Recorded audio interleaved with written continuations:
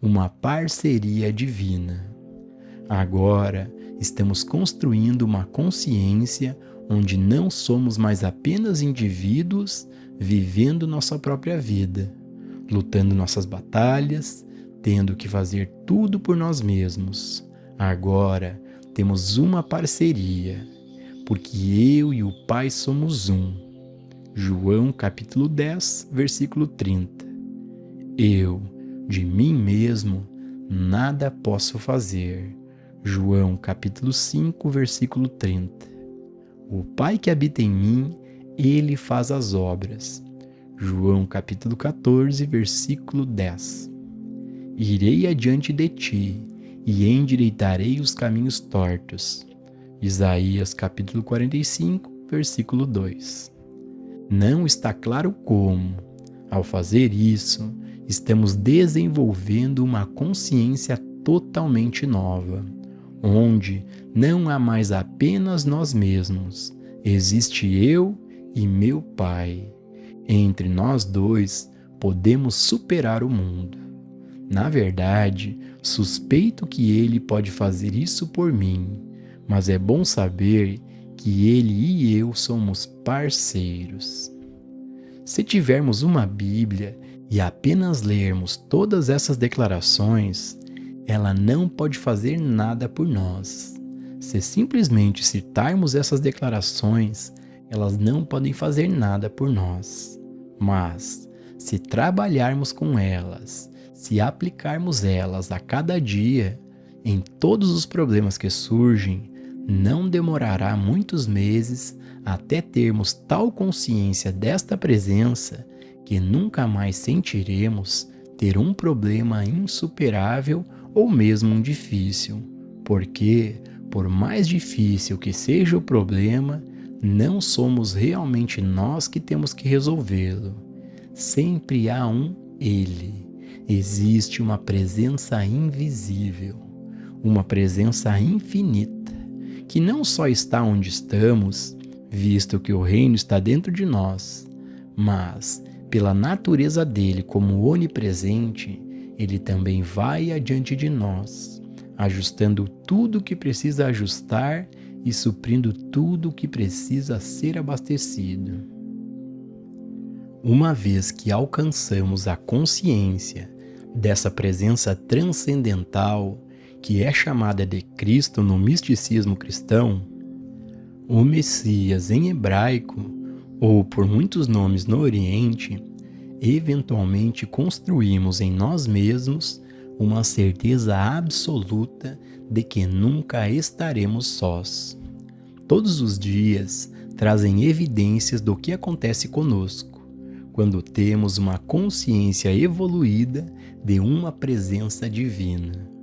Se, como aquele banqueiro, caminharmos para o perigo, descobriremos que a consciência daquela presença pode aparecer como 2 guardas armados ao nosso lado, ou 2 policiais.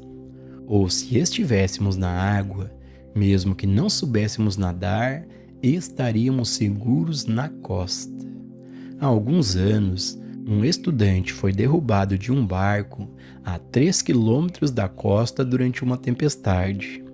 As velas e os remos foram perdidos, e ainda assim ele alcançou a costa com segurança e por um único motivo: um reconhecimento contínuo da presença. Não havia como ele chegar àquela costa nenhum caminho humano, mas havia uma consciência da presença, a consciência de eu nunca te deixarei, nem te desampararei. E assim, apenas remando com as mãos, ele finalmente conseguiu. Quando temos essa consciência da presença, não precisamos nos preocupar com cada detalhe de nossa vida. Não precisamos planejar tudo até os mínimos detalhes. Sempre há algo maior do que nós, ajudando-nos em nossos esforços. Mas somos nós que desenvolvemos essa consciência, e a desenvolvemos pela prática destes princípios.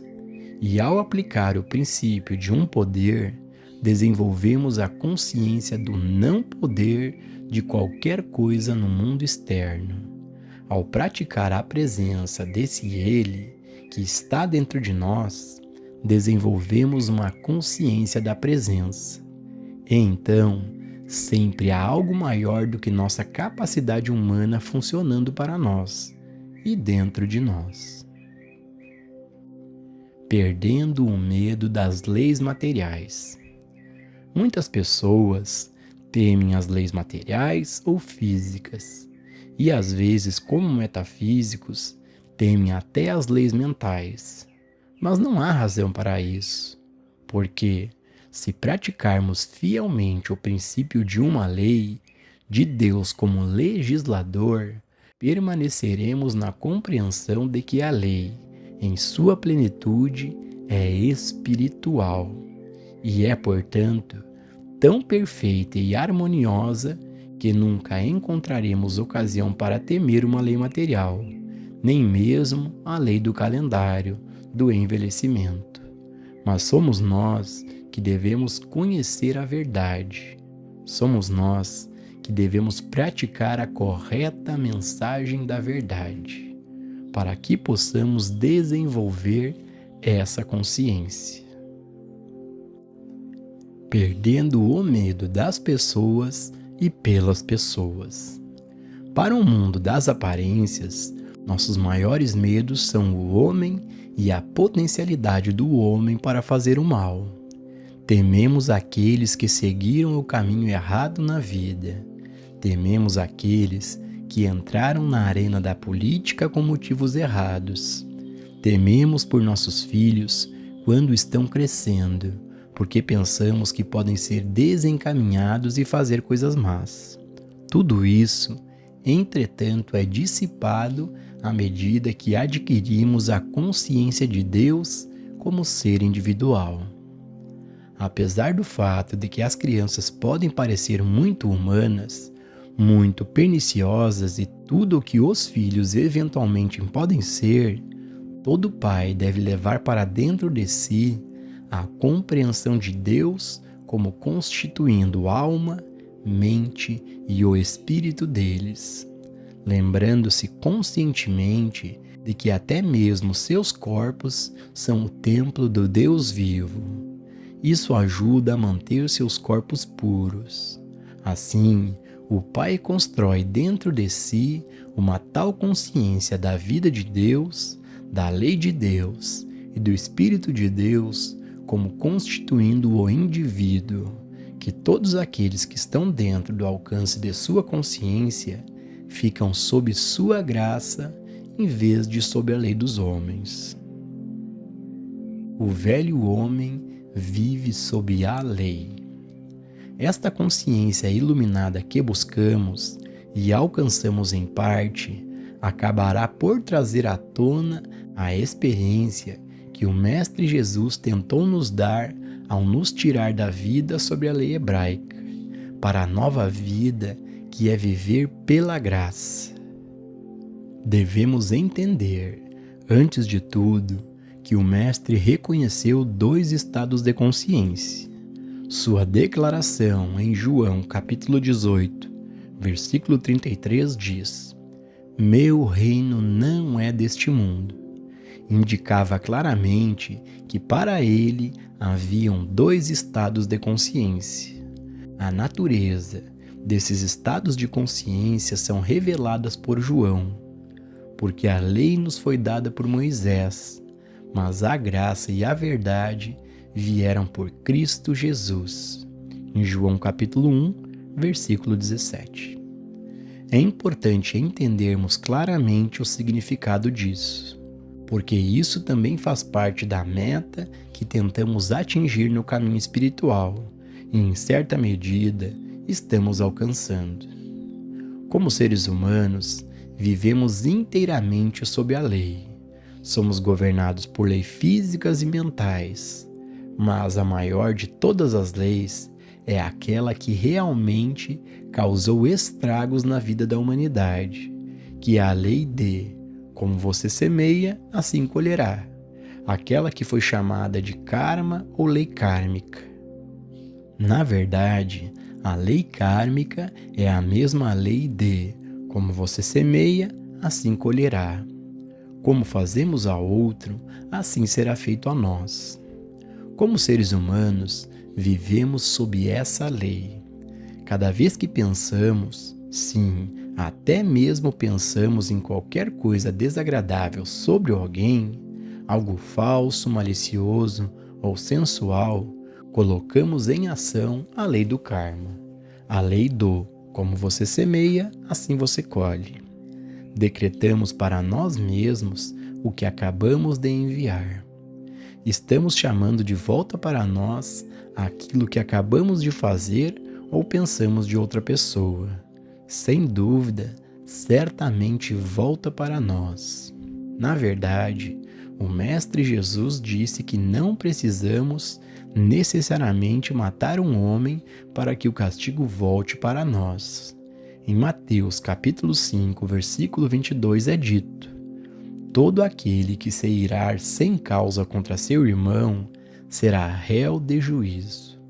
Em Mateus 5, 28 é dito: todo aquele que lançar um olhar de cobiça para uma mulher já adulterou com ela em seu coração. Só de pensar nisso. Esse é um remédio muito forte quando paramos para pensar o quanto nossos pensamentos às vezes ficam descontrolados pela raiva, pelo ressentimento, algo de natureza injusta, algo de natureza falsa, fofoca ou escândalo. Então, às vezes, nos perguntamos por que aconteceu isso ou aconteceu aquilo conosco e sentimos que não merecíamos. Mas agora sabemos, colocamos em ação o próprio mal que se abateu sobre nós. É assim que vivemos como seres humanos, mas o Mestre Jesus tentava nos elevar a outra consciência, onde esta lei não opera, onde não existe mais uma lei do tempo para nos afetar, uma lei da matéria, uma lei do veneno, uma lei dos germes ou uma lei do karma. Toda a sua missão era nos elevar a um estado de vida onde a lei não opera, onde o karma não opera. Os cristãos perderam totalmente o ponto e, portanto, nos últimos 1700 anos, o mundo cristão tem vivido sob a lei, em vez de sob a graça. Viver sob a graça. O que é a graça? A graça é viver em harmonia absoluta e completa em todos os setores de nossa vida. Viver sem força, sem poder, sem esforço, sem pensar, sem ganhar nosso sustento por conivência humana e sem merecer isso. A vida vem a nós como um presente de Deus, como herdeiros de Deus. Pense nisso e considere cuidadosamente esta passagem de Romanos. Porque a inclinação da carne é morte, a inclinação do espírito é vida e paz. Porque a inclinação da carne é inimizade contra Deus, pois não é sujeita à lei de Deus, nem em verdade o pode ser. Portanto, os que estão na carne não podem agradar a Deus. Vós, porém, não estáis na carne, mas no Espírito, se é que o Espírito de Deus habita em vós. Romanos capítulo 8, versículos 6 ao 9. Como seres humanos, não estamos sob a lei de Deus, nem sob a graça de Deus, sem receber o dom de Deus, a proteção de Deus ou o apoio de Deus. Mas, se é que o Espírito de Deus habita em nós, tudo isso é eliminado, e então vivemos como herdeiros. Não lutamos por nada, herdamos tudo. Não nos esforçamos, nós o recebemos como um dom de Deus, como a graça de Deus. Isso que o Mestre Jesus ensinou, e o mundo tem estado muito cego para aceitar isso. Como saímos da lei para termos o Espírito de Deus habitando em nós, para que nos tornemos filhos de Deus e vivamos pela graça? O primeiro passo é revisar o Sermão da Montanha e ver o que o Mestre Jesus ensinou que deve ser abandonado. Em outras palavras, revisar aquela parte que lida com o que você já ouviu falar e depois aquela outra parte em que ele diz: "Mas eu, porém, vos digo". Precisamos ser conscientes, tentando cumprir aquele lado do Sermão da Montanha. Superando a semeadura e a colheita. Pode-se simplificar, compreendendo todos os dias e, se necessário, várias vezes ao dia, a seguinte contemplação: eu, de mim mesmo, nada posso fazer, seja mal ou bom. Eu, de mim mesmo, não desejo fazer o mal nem o bem. Desejo apenas ser um instrumento pelo qual o amor de Deus alcança o mundo. Não o meu amor, mas o amor de Deus. Não meus dons, mas os dons de Deus. Não a minha bondade, mas a bondade de Deus. A cada dia, tenhamos a certeza de perceber que tudo de natureza negativa que ainda está em nossa consciência não é nosso, é impessoal, é da mente carnal, portanto, não pode produzir nenhum mal. E também devemos perceber que tudo o que é bom que está em nossa consciência não é nosso, é o bem de Deus. Quando fazemos isso, morremos diariamente para nós mesmos. Estamos saindo de sob a lei, porque agora não estamos semeando o mal e não estamos semeando o bem. Portanto, não colheremos o mal e nem colheremos o bem. Agora não vamos semear e não vamos colher. Seremos os instrumentos da graça de Deus. Enquanto houver uma semeadura e uma colheita, haverá um eu fazendo isso. Mas, no momento em que não estivermos mais semeando ou colhendo, haverá apenas Deus resplandecendo. Se dissermos a nós mesmos, eu deterei o mal, estaremos nos dando crédito demais, como se estivéssemos nos valorizando por sermos bons, porque queremos evitar o mal. Não devemos fazer isso. Devemos perceber que o mal não é um poder. O mal não tem uma pessoa em, sobre quem ou por meio de quem operar. O mal é um nada. E o bem? Não há nada de bom em você ou em mim a ser feito. Por que me chamas de bom? Não há um bom senão um só, que é Deus. Trecho de Mateus capítulo 19, versículo 17.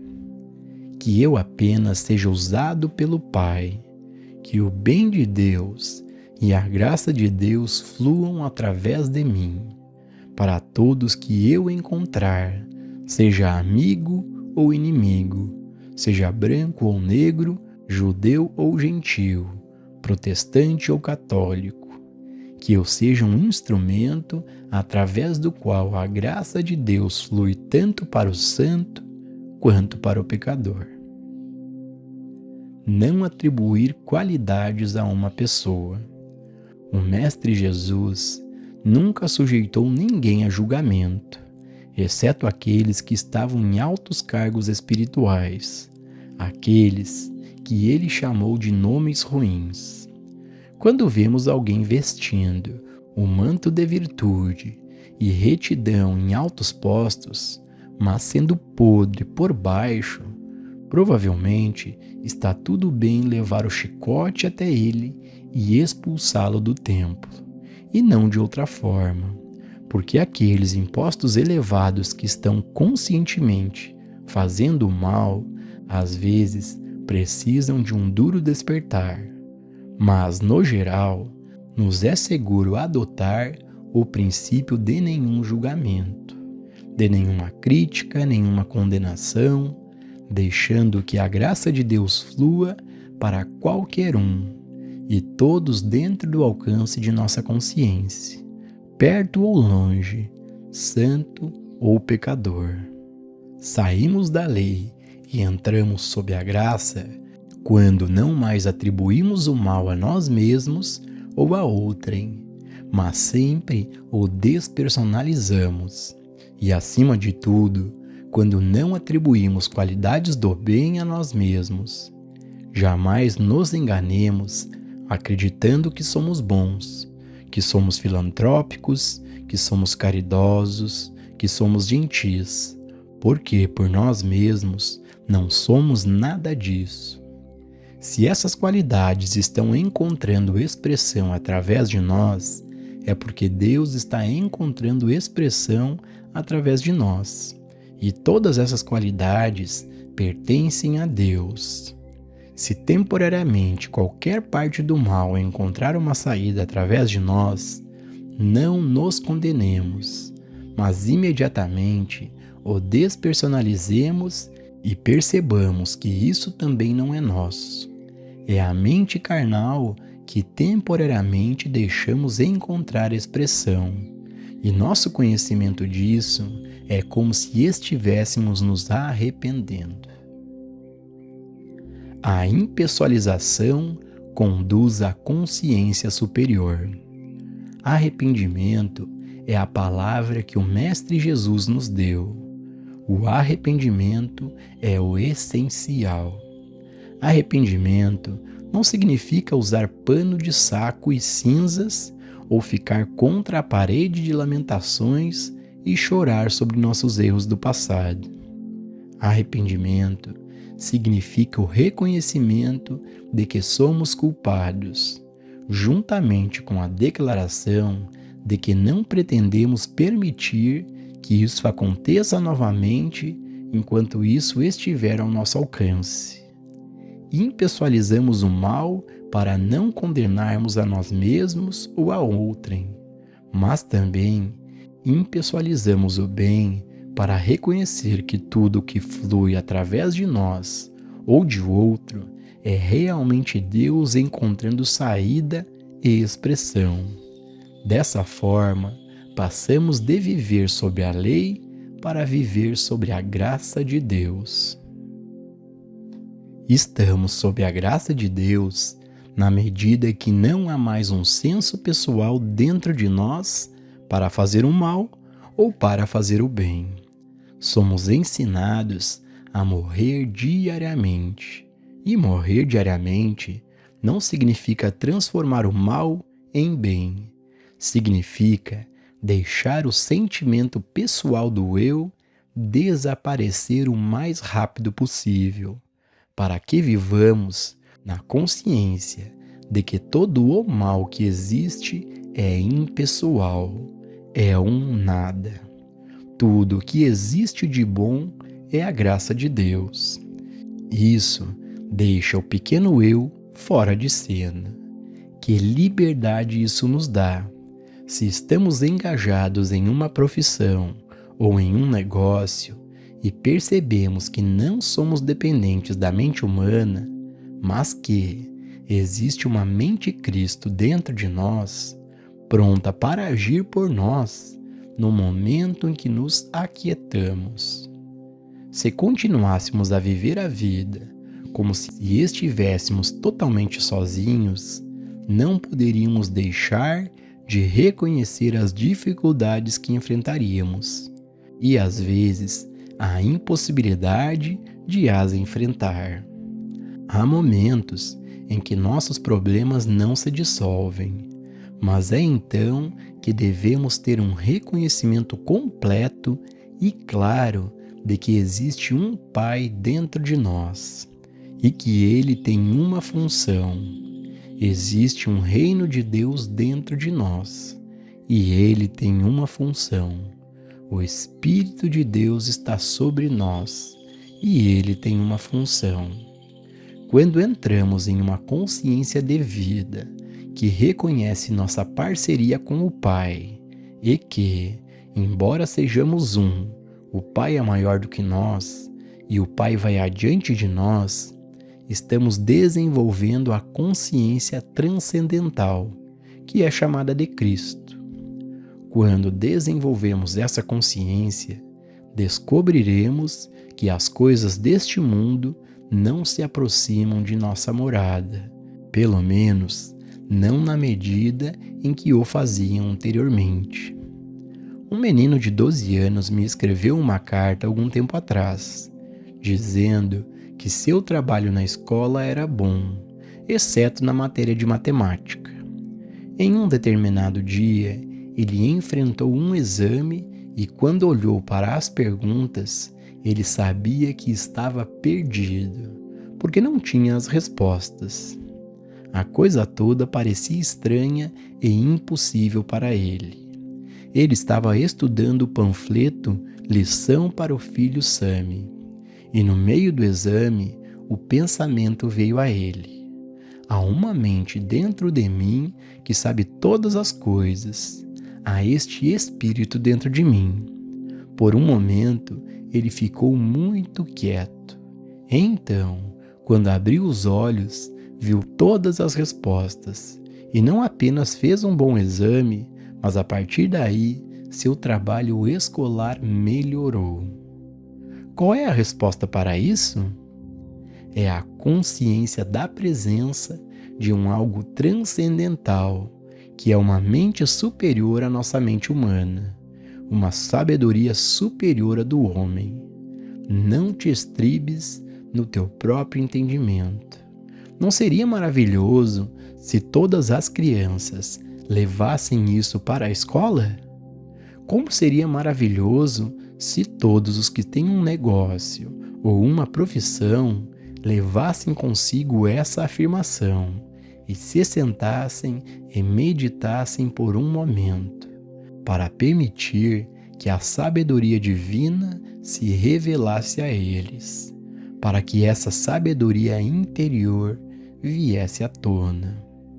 Por usar a mensagem da verdade correta encontrada nas Escrituras e nos escritos espirituais, com a qual construir essa consciência superior, então, quando a consciência superior está sobre nós, não precisamos mais da mensagem da verdade, exceto para o propósito de ensinar.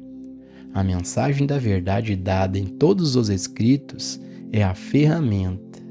É dado para o uso e prática, para que possamos desenvolver uma consciência inteiramente diferente daquela com que nascemos.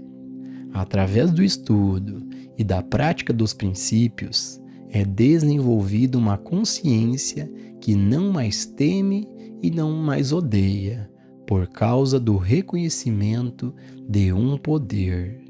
É desenvolvida uma consciência que é um reconhecimento completo de Deus como constituindo o ser individual. Uma consciência da parceria de eu e meu Pai é gradualmente alcançada. Notas de gabinete. Frequentemente, quando nos sentamos para meditar, nossa mente parece estar agitada com pensamentos sobre pessoas, sobre condições e ideias que aparecem como problemas a serem resolvidos. Isso, é claro, é o resultado da crença universal ou hipnotismo universal, que afirma que existem dois poderes. Em vez de deixarmos a mente girar continuamente com esses problemas, nos afastamos deles, sabendo que temos a capacidade de governar a mente, porque ela é nosso instrumento. Vejamos esta contemplação. Minha mente não é um campo de batalha por conta da crença em dois poderes. Minha mente é uma via pela qual flui o eu do meu ser. Como mente pura e não condicionada, ela não é tocada pelo pensamento carnal. E, É uma porta aberta para o derramamento da beleza e da verdade do reino de Deus, da fonte eterna dentro do meu ser. Visto que esta é uma verdade universal, é a verdade sobre cada indivíduo. Depois dessa compreensão, é mais fácil se acalmar, relaxar e ouvir, até que a liberação venha de dentro. As constantes pressões deste mundo trazem para todos nós momentos em que parece que existe um poder a mais. E justo nestes momentos, devemos estar atentos contra as tentações. Em vez de ceder à tentação, tomamos posse de nossa mente e a colocamos em seu devido lugar como nosso instrumento, sujeito à nossa direção, nosso servo, em vez de nosso Senhor. Os 2 capítulos seguintes dos escritos devem ajudá-lo a fazer isso. Domínio sobre a mente, o corpo e o bolso, do livro Nossos Recursos Espirituais, e a mente incondicionada, do livro Trovejar do Silêncio. Trechos preparados pelo editor. A vida, se confiada inteiramente à nossa própria força e sabedoria, pode ser às vezes boa e às vezes má. Mas, quando nos valemos dos tesouros infinitos, desse algo interior maior do que nós, cada vez menos somos vítimas das circunstâncias e mais entramos no domínio consciente, vendo a vida se desenrolar alegremente dia a dia, sabendo que a responsabilidade não é mais nossa, mas repousa sobre seus ombros. Joel Goldsmith enfatizou a importância de praticar constantemente a presença e, assim, estarmos conscientes de sua atividade em nossa experiência. Os trechos a seguir mostram maneiras diferentes pelos quais podemos reconhecê-lo. Praticando a presença. Eu nada posso fazer por mim mesmo. É o Pai dentro de mim que faz as obras, e eu estou no Pai, e o Pai está em mim. Todo o ar que me rodeia é um oceano de Deus, e me preenche por fora e por dentro. Eu vivo, me movo e tenho meu ser neste oceano de Deus, neste mar de amor e sabedoria. Estou em Deus e Deus está em mim. Eu habito no abrigo secreto do Altíssimo. Eu vivo em Deus. Eu me elevo para a atmosfera, quieto, rodeado pela vida eterna e pelo amor eterno que é a natureza de Deus. Não posso escapar de seus braços. Embaixo estão os braços eternos. Eu vivo, me movo e tenho meu ser em Deus e descanso nele. Eu vivo não por força ou poder, mas pela graça de Deus. Posso descansar na certeza da graça de Deus. Se no momento pareço carente de saúde, de riqueza ou oportunidade, percebo que a presença de Deus em mim é a garantia de que, no devido tempo, eu também darei abundantes frutos. Deus é o único poder. Nada, nem mesmo motoristas bêbados na estrada, podem ter poder. Só Deus tem poder. Nem mesmo meus erros podem ter força. Só Deus tem poder. Tenho todo o poder de Deus comigo em cada transação, em cada experiência, em cada viagem. A cada passo do caminho, tenho onipresença, tenho onipotência.